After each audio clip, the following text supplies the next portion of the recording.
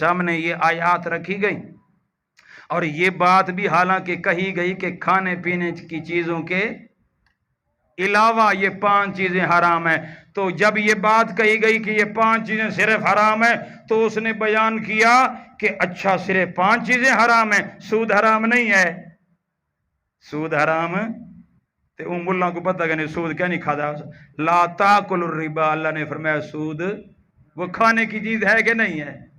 ہم نے کہا کھانے پینے کی چیزوں کے علاوہ جو چیزیں اللہ نے حرام کی ہیں، اور جو کھانے پینے کی چیزیں حرام ہیں ان کے لیے علیحدہ آیات ہیں، دوسرے احکامات موجود ہیں۔ ہم نے تو اس کا استثناء پہلے کر دیا، لیکن کہہ دیا کہ یہ 5 چیزیں جو حرام کہنے والا کہہ رہا ہے، یہ صرف 5 چیزیں، سود حرام نہیں ہے، رشوت حرام نہیں ہے، یہ فلانی چیز۔ وہ اللہ کے بندے، وہ کہا جاتا ہے یہ رشوت کھاتا ہے، وہ تو چیز کھانے کی ہے نا، یہ سود کیا کرتا ہے؟ کھاتا ہے۔ تو کھانے کی نسبت جس کی طرف ہوگی وہ تو الگ چیز ہے۔ یہاں جو بات بتائی جا رہی ہے کھانے پینے کی چیزوں کے علاوہ کہہ دیا، جب کھانے پینے کی چیزوں کے علاوہ کہہ دیا، اب تجھے یہ تو اعتراض نہیں کرنا چاہیے تھا کہ سود حرام کیوں نہیں؟ وہ تو حرام ہے، لیکن اس کی حرمت اور جگہ موجود ہے۔ ہم نے کہا کھانے پینے کی چیزوں کے علاوہ جو چیزیں اللہ نے حرام کی ہیں وہ کل کتنی ہیں؟ 5 چیزیں ہیں۔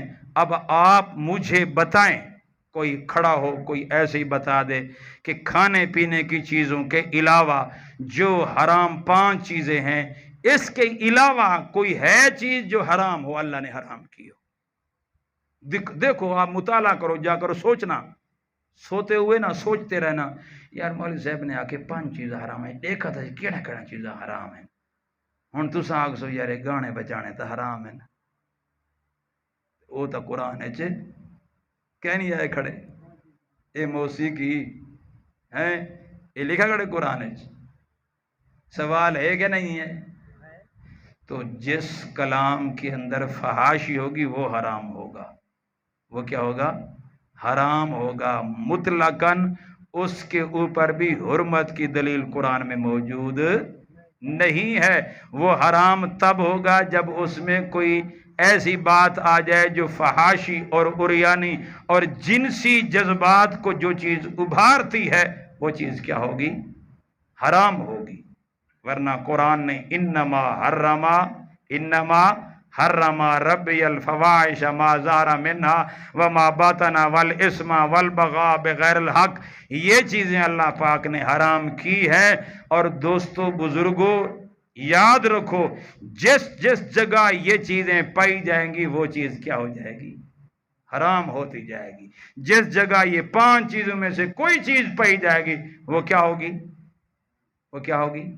حرام ہوگی، جس جگہ بھی پائی جائے گی۔ تو یہ ایک اصول آپ کو دے دیا گیا ہے، یہ اس اصول کے اوپر آپ چیزوں کو پرکھ سکتے ہیں، آپ دیکھ سکتے ہیں۔ اس لیے علماء نے یہ تحقیق کی ہے اور تحقیق کے بعد یہ بات لکھی ہے کہ ہمیں اپنی طرف سے اللہ کی حلال کردہ چیزوں کو حرام نہیں کرنا۔ اگر اللہ کی حلال کردہ چیزوں کو ہم حرام کریں گے تو یہ ہوگا کہ وَأَن تَقُولُوا عَلَى اللَّهِ مَا لَا، اللہ پر ایسی باتیں کہنا جس کا تمہیں علم ہی نہیں ہے، یہ حرام ہے، بہت بڑا گناہ ہے۔